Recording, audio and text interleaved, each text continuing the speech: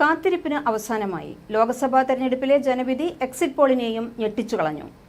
ജനങ്ങൾ എന്തു നിശ്ചയിച്ചോ അത് നടക്കുമെന്ന ഇന്ത്യൻ ജനാധിപത്യത്തിന്റെ മറ്റൊരു വിജയമുഹൂർത്തമാണ് ഇനി നമ്മൾ കാണാൻ പോകുന്നത്. ഒറ്റയ്ക്ക് ഭൂരിപക്ഷം കിട്ടാത്ത സാഹചര്യത്തിൽ NDA സഖ്യത്തിലുള്ള പാർട്ടികളെ ഒപ്പം നിർത്താനുള്ള ശ്രമത്തിലാണ് BJP. TDP JDU നിലപാടുകൾ നിർണായകമാകുമെന്നാണ് വിലയിരുത്തൽ.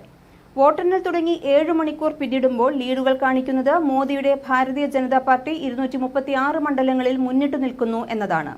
കേവല ഭൂരിപക്ഷത്തിന് 272 സീറ്റുകളാണ് വേണ്ടത്.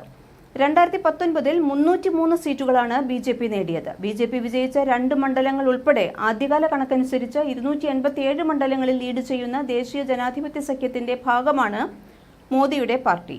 230 മണ്ഡലങ്ങളിൽ ലീഡ് ചെയ്ത ഇന്ത്യൻ സഖ്യത്തിന്റെ ഭാഗമാണ് കോൺഗ്രസ്. TDPയെ NDAയിൽ തന്നെ നിർത്തുന്നതിനായി ചന്ദ്രബാബു നായിഡുവുമായി പ്രധാനമന്ത്രി നരേന്ദ്രമോദിയും ആഭ്യന്തരമന്ത്രി അമിത്ഷായും ഫോണിൽ സംസാരിച്ചു കഴിഞ്ഞു. NDAയെ വരുതിയിലാക്കാൻ ഇന്ത്യ സഖ്യ നേതാക്കളും ശ്രമം തുടങ്ങിയിട്ടുണ്ട്. എന്നാൽ TDP നേതാവ് ചന്ദ്രബാബു നായിഡു ആർക്കും പിടികൊടുക്കാതെ ഒഴിഞ്ഞുമാറുകയും ചെയ്യുന്നു. TDPയെ ഇന്ത്യ സഖ്യത്തിന്റെ ഭാഗമാക്കാനുള്ള നീക്കം സജീവമായതോടെ ചന്ദ്രബാബു നായിഡു മറുകണ്ഠം ചാടാതിരിക്കാൻ മുറുകെ പിടിച്ചിരിക്കുകയാണ് BJP. കൂടെ നിർത്തുന്നതിനായി NDAയുടെ കൺവീനർ സ്ഥാനം ഉൾപ്പെടെ ചന്ദ്രബാബു നായിഡുവിന് BJP വാഗ്ദാനം ചെയ്തതായാണ് വിവരം. ആന്ധ്രാപ്രദേശ് നിയമസഭാ തെരഞ്ഞെടുപ്പുകളിൽ 175 സീറ്റുകളിൽ 149 സീറ്റിലും TDPയുടെ നേതൃത്വത്തിലുള്ള NDA ലീഡ് ചെയ്യുന്നതോടെ പാർട്ടി ആസ്ഥാനത്ത് TDP പ്രവർത്തകർ ആഘോഷങ്ങൾ ആരംഭിച്ചു കഴിഞ്ഞു. ലോക്സഭാ തെരഞ്ഞെടുപ്പിനൊപ്പം മെയ് 13-നാണ് ആന്ധ്രാപ്രദേശിൽ നിയമസഭാ തെരഞ്ഞെടുപ്പും നടന്നത്. ജഗൻമോഹൻ റെഡ്ഡിയുടെ YSR കോൺഗ്രസ് 21 മാത്രമാണ് മുന്നേറുന്നത്. വോട്ടെണ്ണൽ പുരോഗമിക്കുമ്പോൾ TDP സ്ഥാനാർത്ഥികളെല്ലാം വ്യക്തമായ ലീഡ് നിലനിർത്തുന്നുണ്ട്. പിതുപുരം മണ്ഡലത്തിൽ നിന്ന് ജനസേന പാർട്ടി സ്ഥാപകനും നടനുമായ പവൻ കല്യാൺ ജയിച്ചു. അതേസമയം മറുഭാഗത്ത് നിർണായക നീക്കങ്ങളുമായി കോൺഗ്രസും മുന്നോട്ടു പോവുകയാണ്. നിലവിൽ ഇന്ത്യ സഖ്യം 225 സീറ്റിലോളം മുന്നേറുന്ന സാഹചര്യത്തിൽ സർക്കാരുണ്ടാക്കാൻ അവകാശവാദം ഉന്നയിക്കാൻ കോൺഗ്രസ് നീക്കം ആരംഭിച്ചു കഴിഞ്ഞു. Chandrababu നായിഡുവിന്റെ TDP, Naveen പട്നായിക്കിന്റെ BJD, Jaganmohan റെഡ്ഡിയുടെ YSR Congress തുടങ്ങിയ കക്ഷികളുമായി കോൺഗ്രസ് സംസാരിക്കും.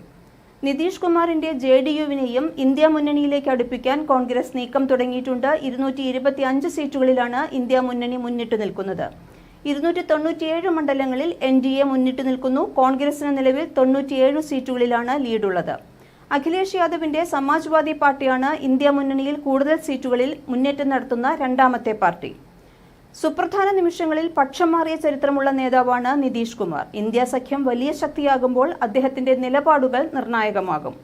വോട്ടെണ്ണൽ പുരോഗമിക്കുമ്പോൾ 272 സീറ്റുകൾ എന്ന മാന്ത്രിക സംഖ്യയിലെത്താൻ ഇന്ത്യ മുന്നണിക്ക് 45 സീറ്റുകളുടെ കുറവ് മാത്രമാണ് ഉള്ളത്.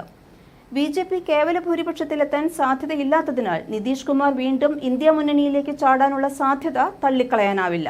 ഉത്തർപ്രദേശിലെ 80 ലോക്സഭാ സീറ്റുകളിലേക്കും വോട്ടെണ്ണൽ പുരോഗമിക്കുകയാണ്. കഴിഞ്ഞ 2 പൊതുതെരഞ്ഞെടുപ്പുകളിൽ BJPയുടെ വലിയ കോട്ട ഇപ്പോൾ സമാജ്വാദി പാർട്ടിയും കോൺഗ്രസും ഉൾപ്പെടുന്ന NDAയും ഇന്ത്യ ബ്ലോക്കും തമ്മിലുള്ള ഇതിഹാസ പോരാട്ടത്തിനാണ് സാക്ഷ്യം വഹിക്കുന്നത്.